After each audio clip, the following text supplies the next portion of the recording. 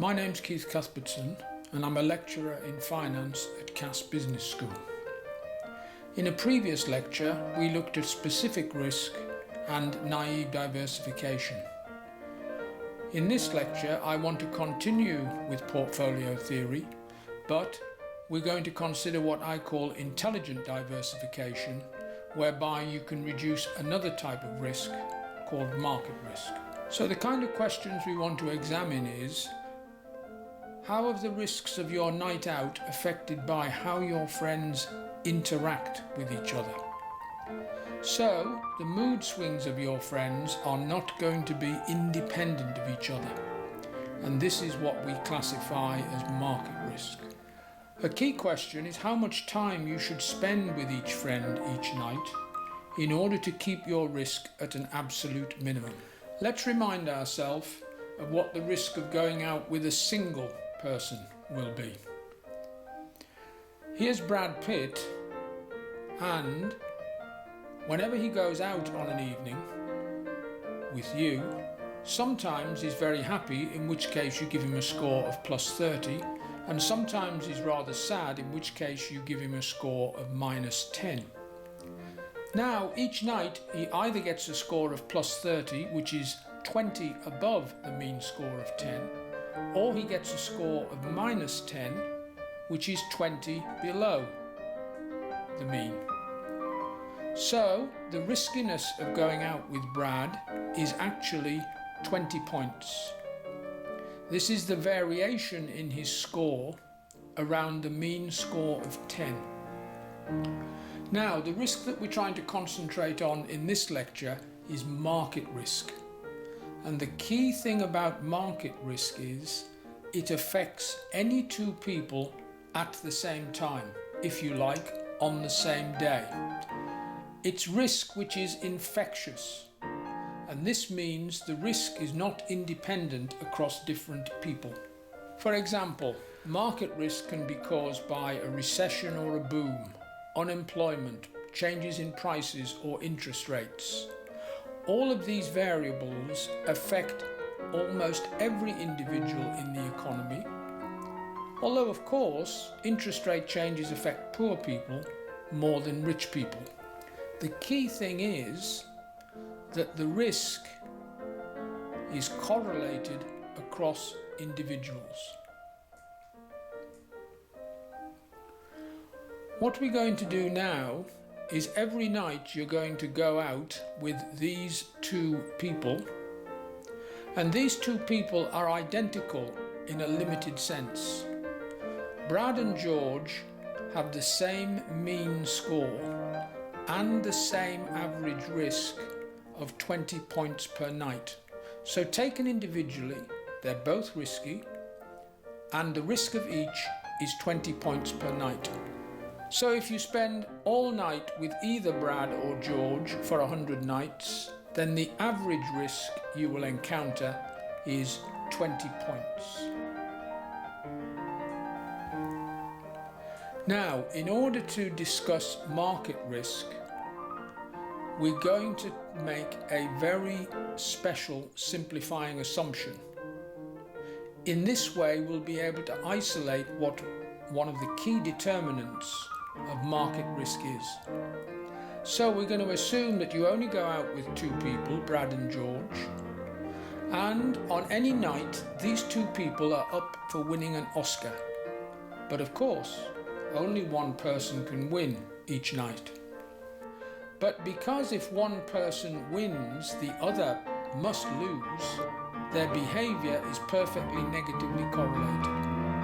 Indeed, the correlation coefficient between their behaviour is -1. So the question is, if you want to reduce risk to a minimum, how much time should you spend with each of these two on each night? Well, it turns out that your optimal choice under these circumstances is an equally weighted portfolio of the two assets. That is to say, you should spend half of your time each night with Brad and George. Let's see what happens if you do this. Well, what you've done is combine two risky people into a portfolio And these two risky people, their moods are perfectly negatively correlated. If one is happy because he wins the Oscar, you give him a score of +30, and the other must have lost and will be sad, and you must give that person a score of -10. By spending half your time with Brad and George, your portfolio score is always 10 on every night. But on every night you'll get a score of a mean of 10, so the variability in your score is always 0. This is intelligent diversification. Let's consider another simple example consisting of some other Facebook friends that you might go out each night with. The picture you see here is the Bullingdon Club. This is a private dining society for posh boys at the University of Oxford. It's noted for its excess consumption of alcohol. And when the Bullingdon Club guys go out, some nights they're perfectly well behaved, but on a number of nights they actually trash some of the restaurants that they are actually visiting. If you look closely, you might see two members of the Bullingdon Club which you recognise. On the left is George Osborne, the current Chancellor of the Exchequer in the UK, and on the right, looking somewhat dreamily up into the sky, is David Cameron, the Prime Minister of the UK. The key thing for us is that drunks tend to act in unison as a group. Their behaviour is perfectly positively correlated. They think and act alike. So before going to the restaurant with these guys, you don't know whether they're going to trash the restaurant or not trash the restaurant. But whatever one of them does, let's call him the leader, the others invariably follow. So if you go to the restaurant with just one of these people, then he will either trash the restaurant or not trash the restaurant. And this will be a risky night out.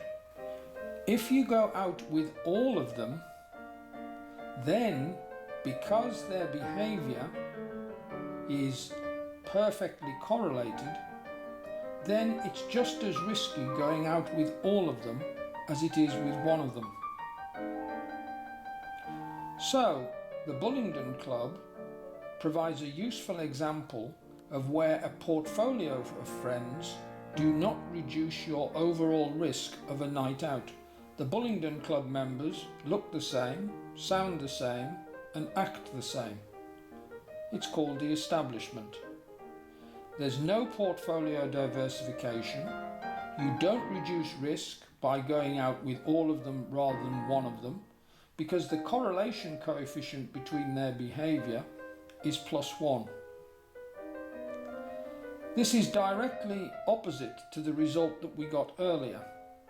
If you remember, earlier we assumed that the correlation between the two behaviours of George and Brad were perfectly negatively correlated, and by spending half of our time with each of them, we managed to reduce portfolio risk to 0. Here, where the correlation in their behaviour is +1, you get no diversification benefit, no reduction in risk by going out with all of them rather than one of them. If you want to know more about the Bullingdon Club, there is a play written by Laura Wade called Posh, and there's a film been made also called The Riot Club. Or you could just watch George Osborne and David Cameron in the House of Commons and note that their behaviour has a very high correlation, probably a correlation coefficient of +1.